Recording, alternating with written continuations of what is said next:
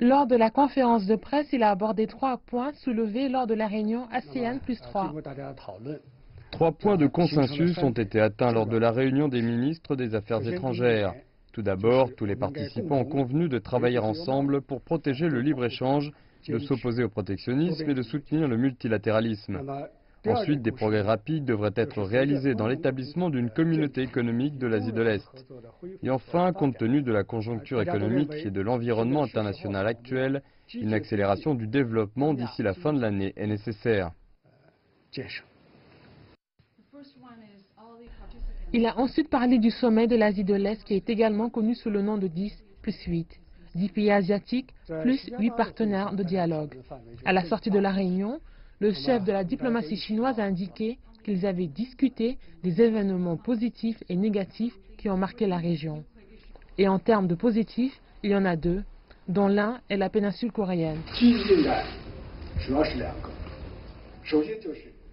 Pour la dénucléarisation de la péninsule coréenne et l'établissement d'un mécanisme de paix, il faut une avancée parallèle, ce qui est la position que maintient la Chine depuis longtemps et également la direction dans laquelle la Chine s'est engagée.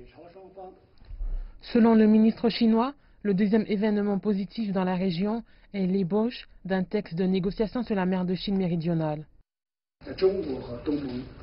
Grâce aux efforts de la Chine et des pays de l'ASEAN, des progrès continus ont été réalisés dans la mise en œuvre intégrale et efficace de la déclaration sur la conduite des parties dans la mer de Chine méridionale.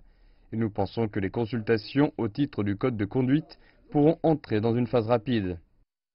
Le chef de la diplomatie chinoise n'a pas oublié de mentionner les éléments négatifs. Quelques nuages noirs planent au-dessus des nations de l'Asie du Sud.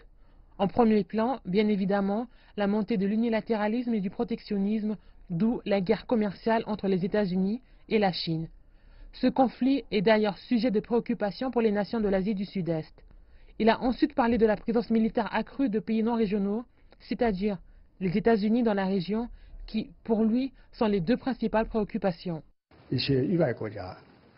Les pays qui ne sont pas de la région, principalement les États-Unis, ont envoyé des armes stratégiques de grande taille dans cette région, en particulier en mer de Chine méridionale, pour servir de démonstration de force militaire, faisant peser des menaces sur la sécurité et mettant la pression sur les pays de la région, Chine incluse.